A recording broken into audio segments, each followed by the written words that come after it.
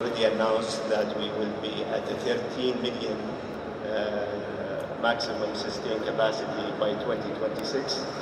We are adding 50% of our gas production, and more importantly, which is very relevant to this conference, is our ambition to convert 4 million barrels of crude to chemical. We call it the liquid to chemical program by 2030, of which 2 million barrels of crude will be done in Kingdom and 2 million will be out of Kingdom with partners all over the world.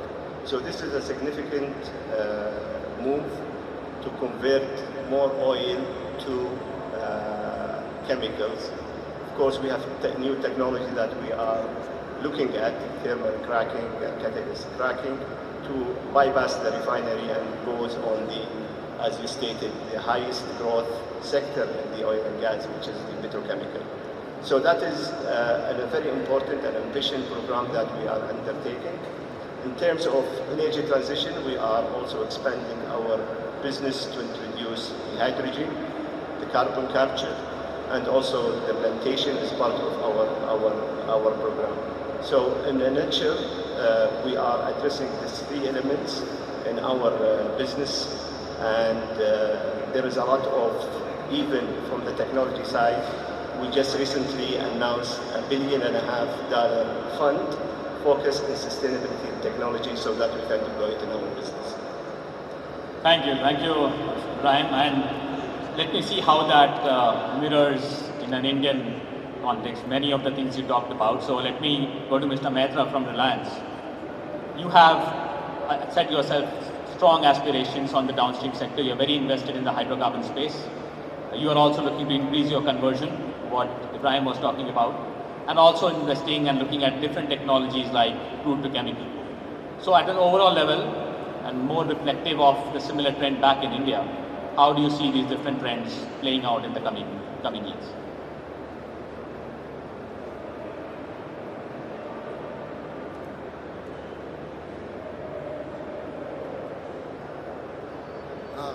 Thank you. I think to look at the future trends in refining and chemicals, in refining we have to go either to biorefining or to COTC, crude oil to chemicals.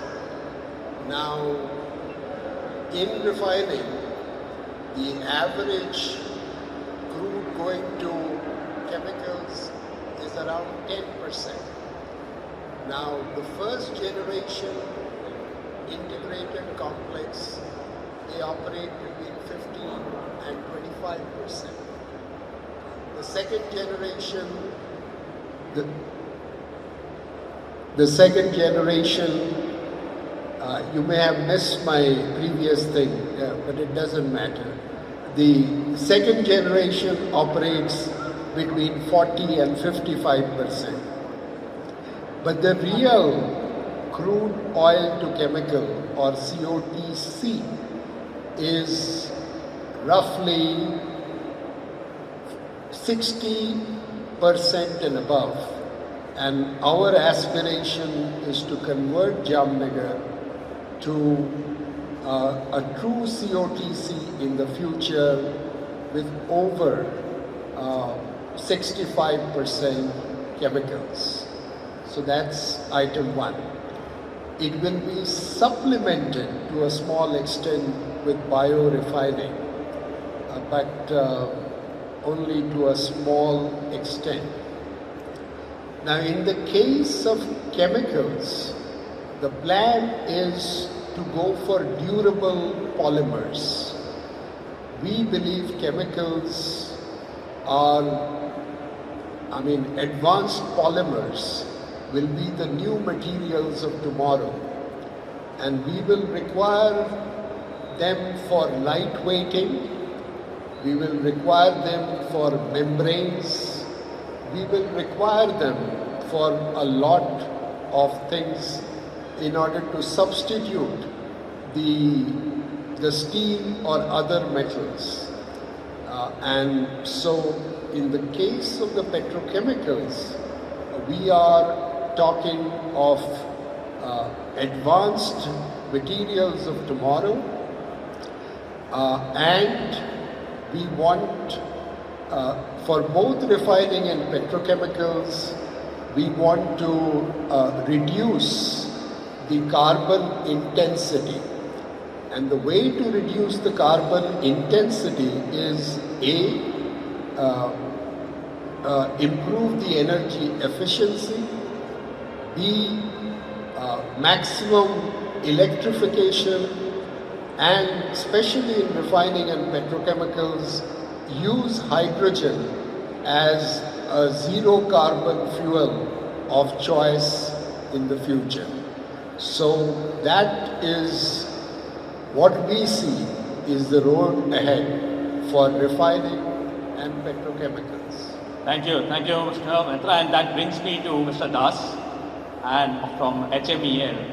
And you are deeply invested in both the refining space as well as the petrochemical side of the business. Now, just listening to Mr. Ibrahim and Mr. Mehta, there is a certain theme that is playing out. That there is a traditional refinery and the product slate, and going forward, there is going to be a different product slate and a market that is coming in. As HMEL, you have also made investments in crackers, and you are already preparing for that future. So, two-part question. One is, as you look forward into your own refinery, the different investments in crackers that you're making, how do you see the product slate changing, and specifically your view on the petrochemical market in India? Do you see that playing out with the adequate room for everybody? Do you see a supply-demand matching happening? Is one. And the second, to the last one Mr. Mehta talked about, how are you thinking about the overall intensity of your operations, the carbon intensity of your operations and initiatives that you're taking to move towards more green? But maybe let's start with your view on the petrochemical and the product space. Thank you, everyone. A lot of questions, simple answer. Now, the crowd I see here shows that there is still a road ahead for refinery and petrochemicals. Honorable Prime Minister made a road very clear yesterday. We are 250, go to 450. Huge. So what we will do, what country will do. So let me come back. Currently, India uses 840 million ton of oil equivalent energy. 840 million ton, that's PPAC figure. IEA says it will go to 1,240 by 2017. You require 400 million ton of oil equivalent extra 7 years. It's a huge. Let me just give you an example of renewable. We are 120 gigawatt, and that is equivalent to 40-45 million ton of oil equivalent. Only. We are planning 500. It's a mega challenge for us. 500 by 2030. How much oil equivalent? 200. That's all, 240 million ton. Still, there is a lot of demand for oil. There is a lot of demand for oil in this country, and this will be fed by our refineries. So refineries roadmap very clear, no questions. Coming to petrochemicals, we consume 12 million ton polymer, polyethylene, polypropylene. We are the lowest per capita consumption of petrochemicals, 12 kg. World average is 30, US is 300. Growth is 7-8%. You require one mega scale petrochemical every year in this country, cracker every year in this country. What we are seeing is the whole world seeing. It's not that I am saying something which is, which I have taken out from somewhere and very secret. It is there, known to everybody. And everybody is investing. Those who invest first will be the advantages. Those who will invest in India, they will have their own advantage. If you don't invest in India, somebody will invest somewhere else. The market is here. It's our call. How do we take advantage of this? So I'm sure that the crowd here is very confident that we we shall do it in India. So that's part number one. The part number two, again, Prime Minister is very clear on carbon neutrality, 2070. Very clear. We have to be very clear ourselves. We know chapter number one, we know chapter last. How do we go about is the one which we have to set ourselves. And every company in this country is doing, small or big, want to take lead, and it has been taking lead. We have also taken lead in many things like biofuels and other items. But the point is, every country, every company has to decide on themselves what is the way forward. And I think, when this country thinks of something, plans something, it delivers. Thank you. Thank you, Mr. Das. You clearly have the room with you, and it's always refreshing to see the excitement with which you talk about the growth that India is going to witness in that sector. And that, let me come to Mr. Panikkar from Nayara. And I have a feeling that you would also mirror the kind of sentiments that Mr. Das said, given the fact that you have very ambitious expansion plans on the refinery and the petrochemical side, and yet to pick your brain to go into the second level of that. How do you think this growth that is going to come with the expansion, how is that going to be different from what you have seen earlier? And what is your outlook for the domestic market, your export markets, and what differences, the changes that you will bring in as you look at the expanding going forward? Thank you. Thank you very much. First of all, really appreciate this opportunity given by the organizers. After Prabhudas ji, anything we said which has some portion in it will not be appreciated. But I have got only one feeling now. In the last 2 days of this seminar, we were listening to two things. One is huge growth on hydrocarbon and all forms of energy is going to happen. At the same time, we have to go for green initiatives, green fuel. That is a clear message given by the leadership also yesterday. So it is very clear that while I appreciate what Prabhudas ji said, we have to be cautious where we have to allocate the capital. That cautiousness, we should watch the global signal. I am not saying that India is a different story as he said, but we will get good signal from the global market. First of all, the trend is happening that people are willing to pay more for green products. This trend is going to be high.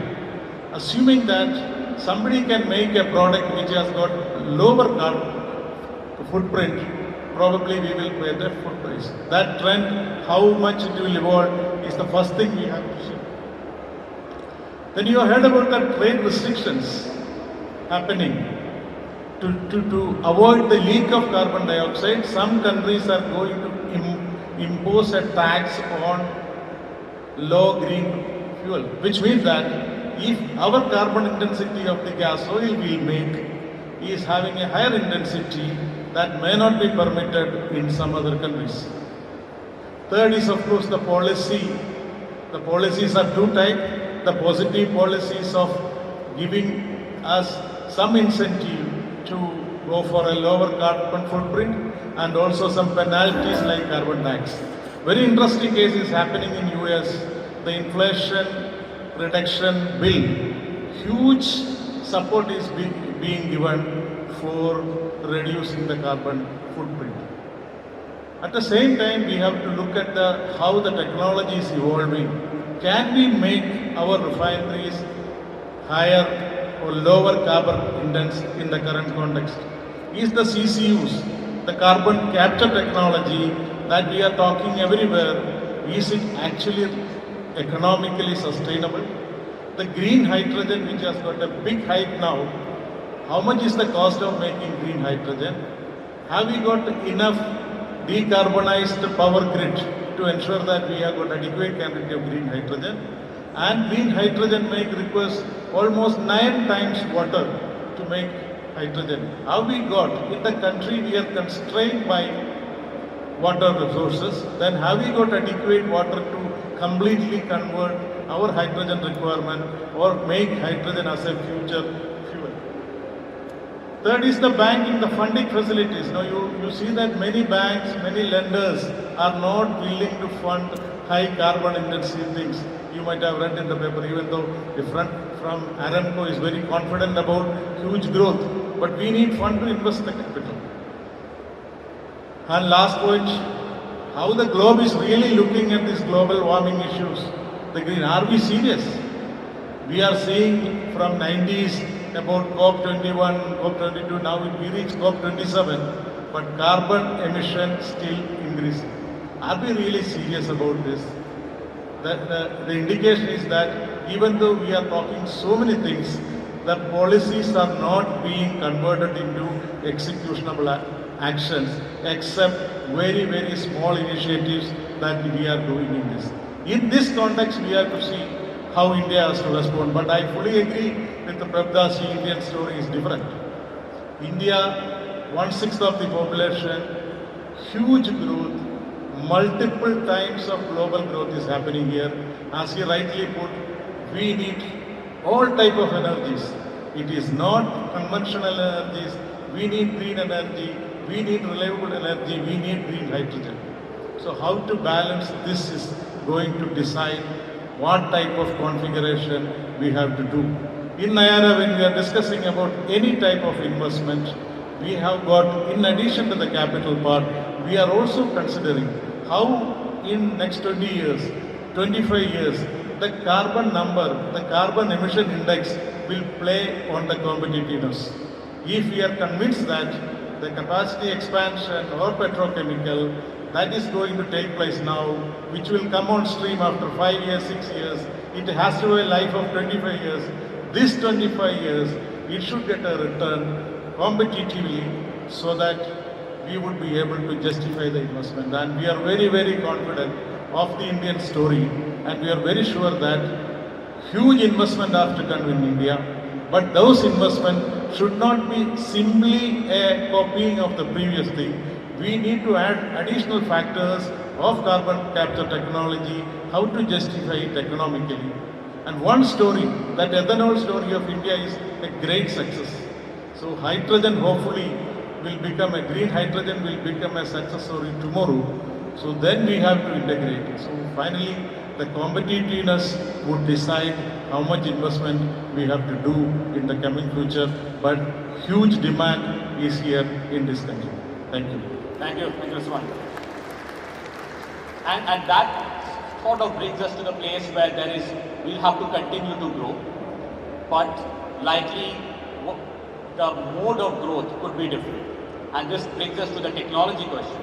And if I can come to you, Ms. Shukla, from EIL, you have a bird's eye view of the various different players in the segment to whom you are a technology provider and engineering solutions provider.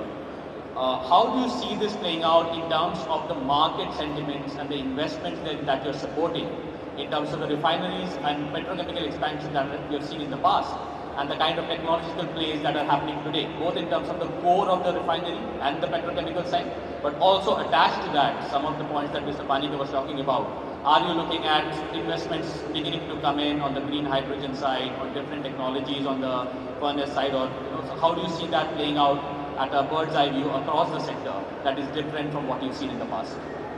Thank you, everyone. It's absolutely the right time to make decisions and accelerate the investments in refinery and petrochemicals.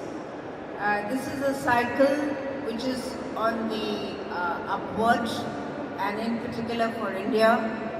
We have seen Honorable Prime Minister mention a number which is 450 million tons of crude refining capacity. That capacity is not just refining, but it is integrated with petrochemicals. To get the right margins in place, to get the right product mix, to be a leading player not just in India, but also be a leading player in not just petrochemical, but niche petrochemicals at a global level, where the global competitiveness, this is the order of the day. And I quite agree that if it is not now, it will be too late. Essentially because these projects have a gestation period, and they are mega projects. They run into $10 to $20 billion worth of investment. They need a lot of due diligence from the stakeholders. They need a lot of best-in-class technologies. They need a lot of technologies which will sustain the future of our enterprises in terms of greening their operations, in lowering their carbon footprints. So the time is right now to take decisions, do the product slate, do the feasibilities to kind of get on the ground level to implement.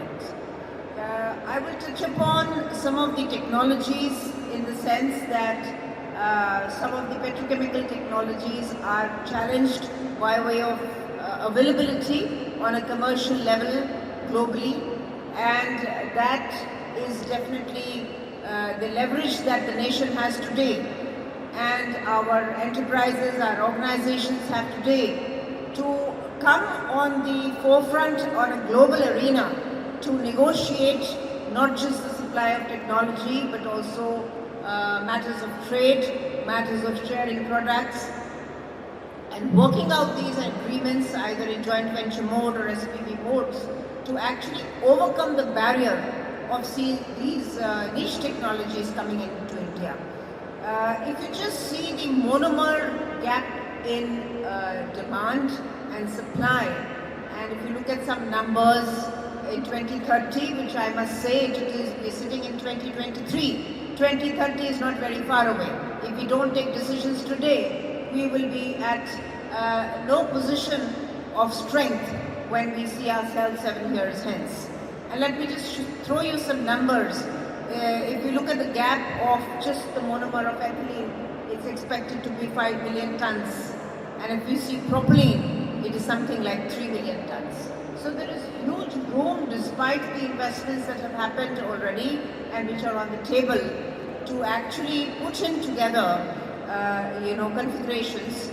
And at this point, I would like to share that the feedstocks of petrochemicals are more deep now as they were some years ago. We were only looking at molecules derived from the refinery streams for petrochemical, but today when we see refinery and petrochemical, we see a lot of other molecules. When we talk of LPG imports, we talk of ethane imports, and those actually open up a long kind of a platform for negotiation of a long-term tie-up sourcing, which will actually bring that feedstock stability to the petrochemicals.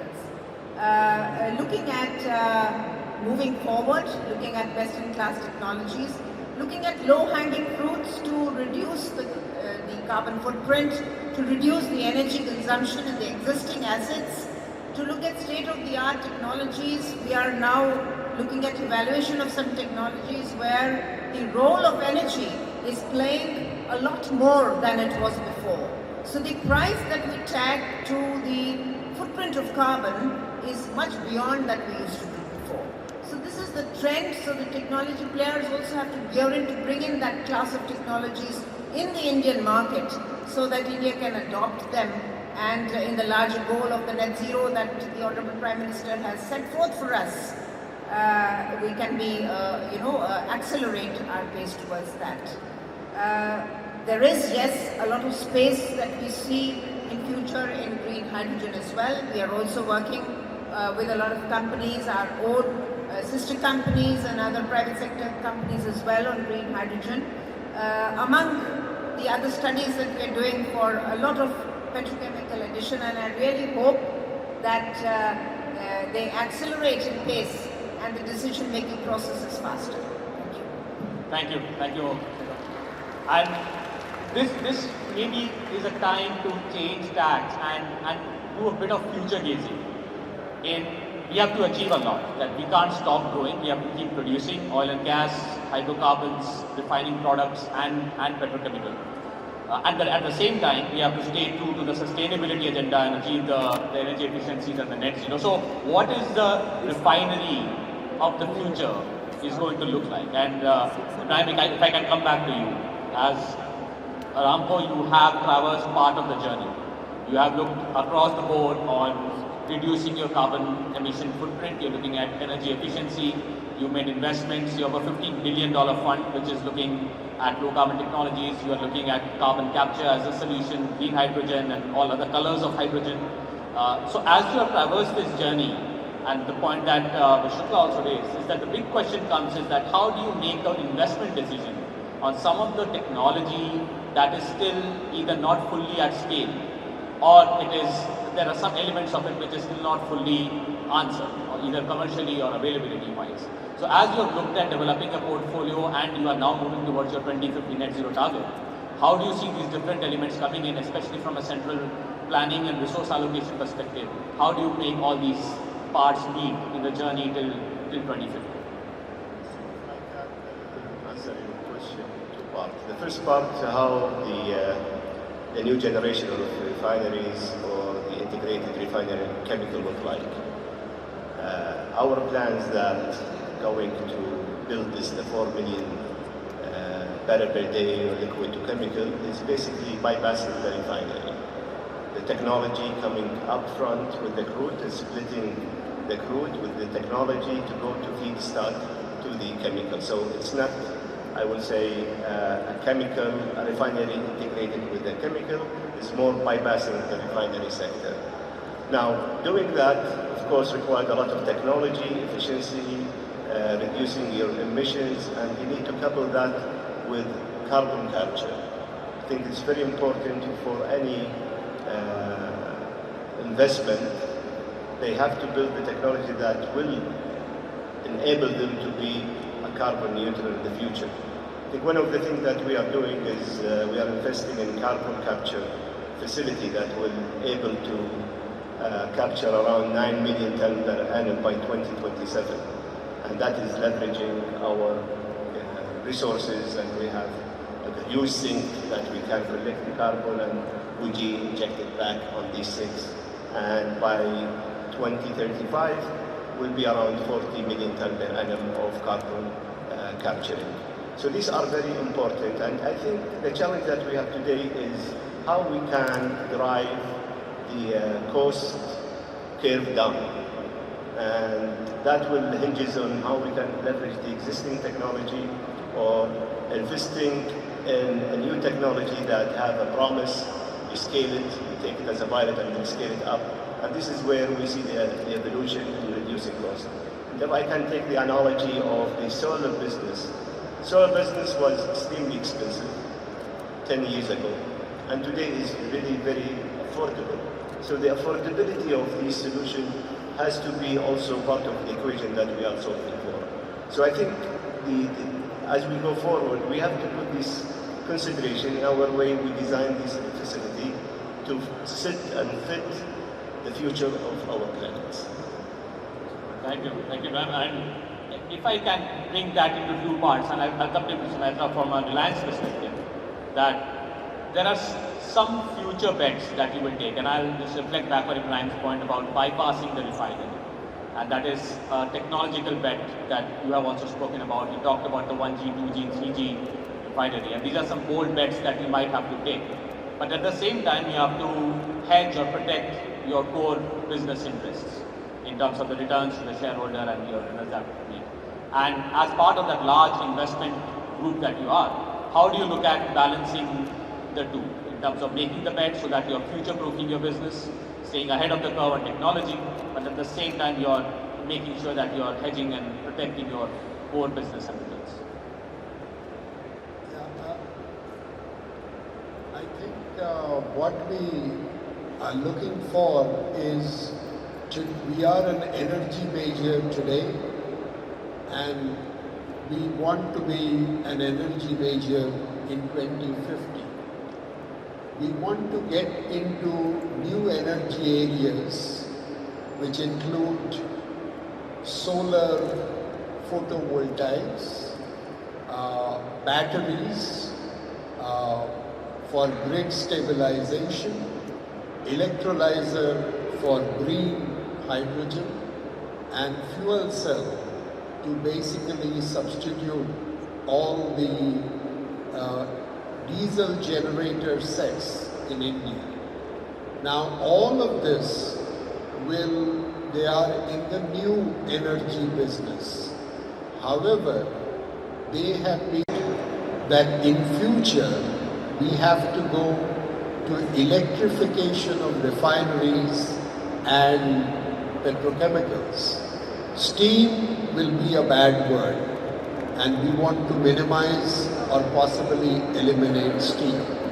So if we have to go for electrification, the plan is we will supply the solar photovoltaic, and a part of that solar power we will be captive consumer in our own refinery and petrochemical plants. Now, solar power unfortunately doesn't shine during the night, and we have to run the refinery and petrochemical plants 24/7. So we are also looking at energy storage or battery so that we can supply 24/7 power to our hydrocarbon facilities. Now, even if we electrify everything, unfortunately, refineries and petrochemicals, they are hard to abate emissions. And for that, we are also getting into the green hydrogen business.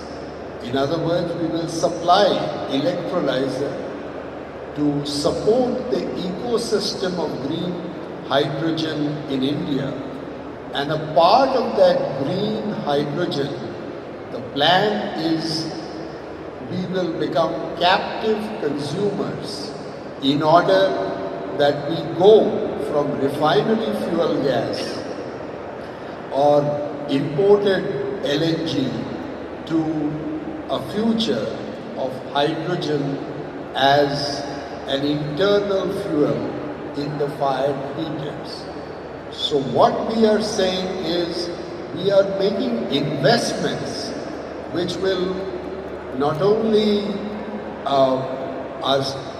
will promote sustainability in India, but also ensure sustainability of our existing refining and petrochemicals business.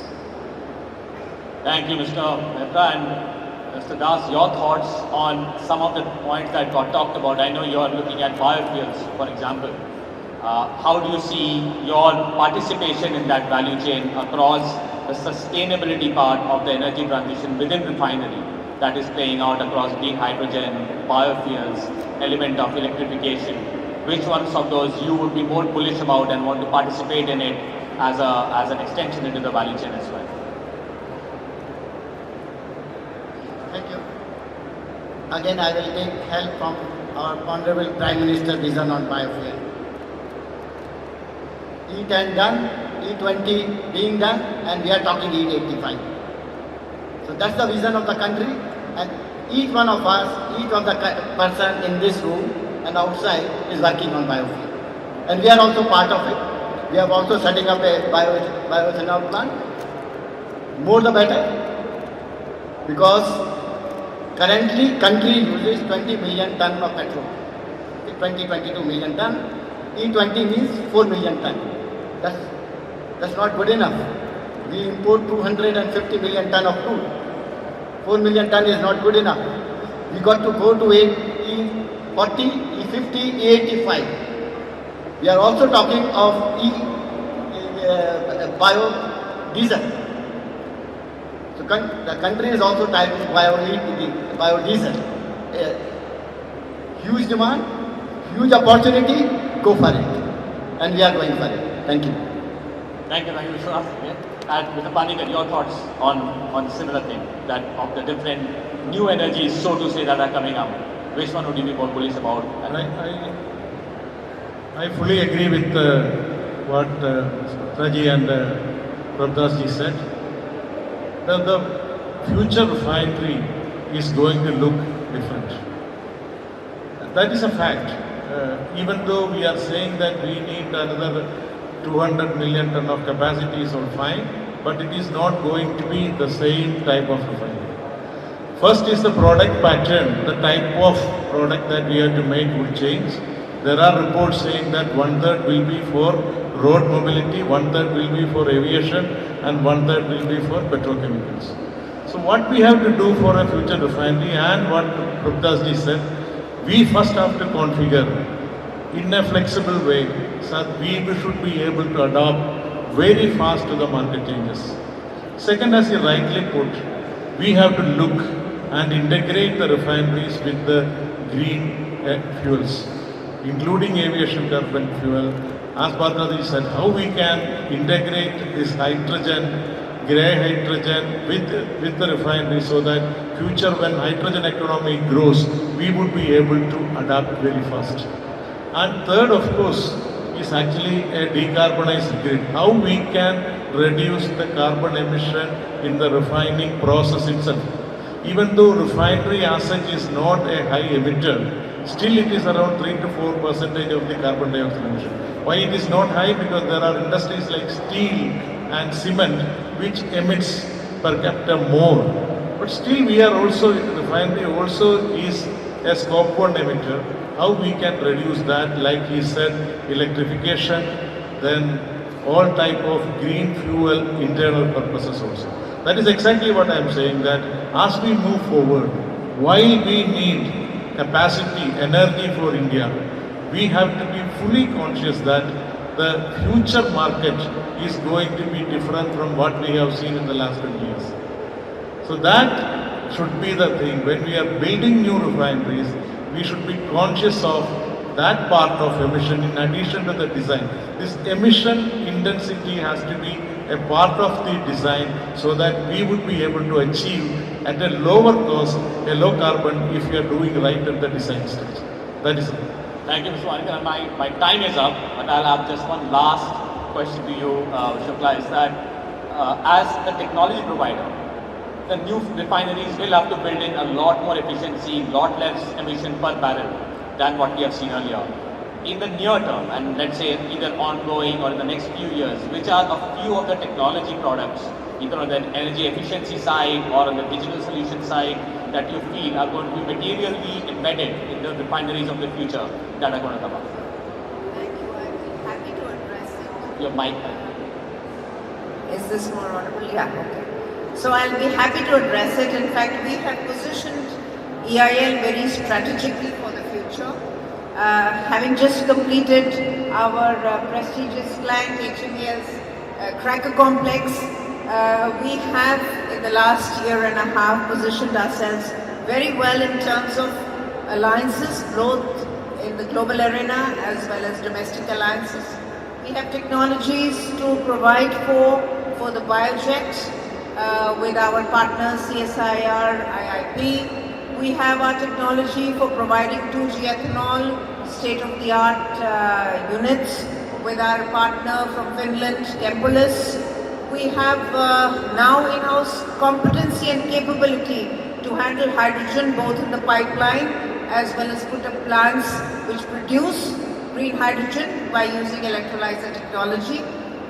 We are there in this position by virtue of our capability and competency which we built in setting up the oil and gas sector, and we are there for the not only the domestic arena, but we are also a very strong global player today in the conventional as well as in the renewable energy space.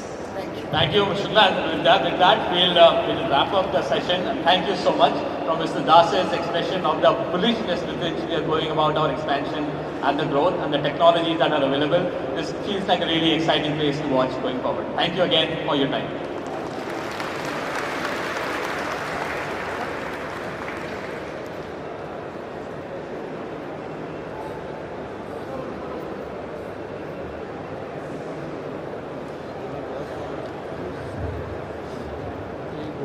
Thank you so much, and